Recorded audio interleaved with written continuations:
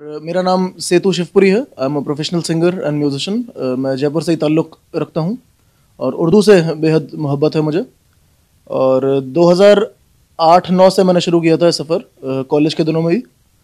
When I was pursuing BCom, तो तब मुझे ये रियलाइज़ हुआ कि जो कुछ है मतलब म्यूज़िक और लिटरेचर में ही मेरा इंटरेस्ट है, तो जॉब नहीं कर सकता, बिज़नेस वगैरह में इंटरेस्ट नहीं है।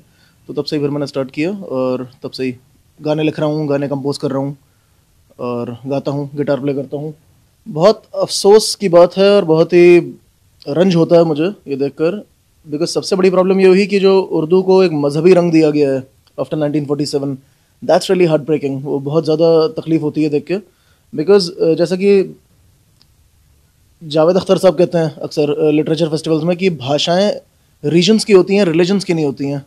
ये इतनी सिंपल सी बात लोगों को समझ में नहीं आती है अनफॉर्चुनेटली। ये बड़ी दुख की बात है, क्योंकि अगर आप देखें तो फिर हिंदी हिंदुओं की लैंग्वेज हुई, लेकिन ऐसा तो नहीं है ना। हमारे जितने मुसलमान भाई हैं वो हिंदी में बात करते हैं, हिंदी लिखते पढ़ते हैं हमारे हिंदुस्तान में। तो एक ये जो मजहबी रंग दिया गया उर्दू को, ये बहुत बड़ा नुकसान हुआ उर्दू को मेरे हिसाब से। उसके अलावा फिर लिखने पढ़ने का जो शौक़ कम हो रहा है लोगों का, उससे बड़ी प्रॉब्लम हुई है। जो डिजिटलाइजेशन हो गया है, टाइप करते हैं। अब उर्दू बड़ी नफासत की और बड़े ठहराव वाली ज़बान है। आप लिख रहे हैं, नुक्ते लगा रहे हैं, ज़बर ज़ेर पेश, उस तरह से। तो अब उतना टाइम भी नहीं रहा लोगों के पास में। अब तो फास्ट फूड का ज़माना है ना, खट से वो अपना काम होना चाहिए। जी, अभी तक 4 म्यूज़िक एल्बम्स रिलीज़ कर चुका हूँ मैं। और पहला एल्बम जो था वो 2012 में रिलीज़ किया था, फासले उसका नाम था। और जस्ट कॉलेज से निकला ही था उस टाइम, नया नया जोश था। जैसा कि मैंने पहले बताया आपको कि इंटरेस्ट म्यूज़िक में ही रहा है शुरू से। और दूसरा एल्बम निकाला था मैंने 2015 में, द मेलोडी ऑफ लाइफ के नाम से। 2015 में मेरी पहली नावल पब्लिश हुई थी।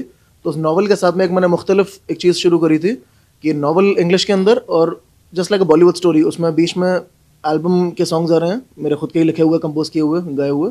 तो गाने उर्दू में और उर्दू हिंदी, जैसा कि जो हिंदी सॉन्ग कहते हैं, और नावल इंग्लिश में।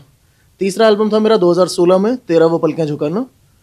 और मेरा जो लास्ट एल्बम था चौथा, वो था 2018 में, कैसे बताऊँ मैं।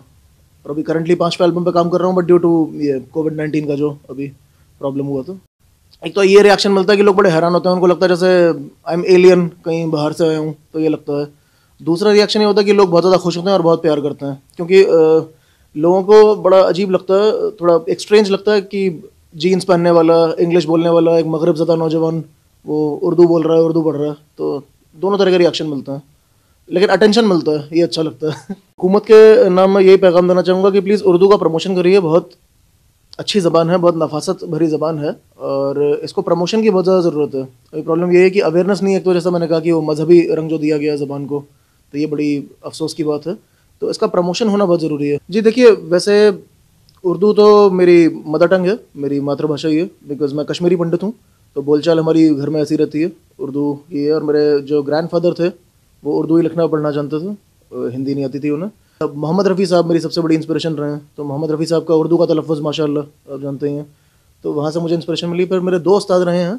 एक तो आदरणीय जावेद अख्तर साहब। जावेद अख्तर साहब हमारे लिरिसिस्ट नहीं, जयपुर में रहते हैं, मेरे पहले उस्ताद, जिन्होंने उर्दू की बेसिक तालीम दी मुझे, अलिफ बे पे, सेंटेंसेस, जुमले लिखना सिखाया। और दूसरा, जब मैंने एमए किया उर्दू में फ्रॉम यूनिवर्सिटी ऑफ राजस्थान, तो आदरणीय डॉक्टर अजमल हमीद साहब, उनसे मैंने सीखा है उर्दू में। पूरा मेरा जो एमए का कोर्स था उन्होंने पढ़ाई करवाई। तो ये दोनों मेरे गुरु हैं, इनसे मैंने सीखा है।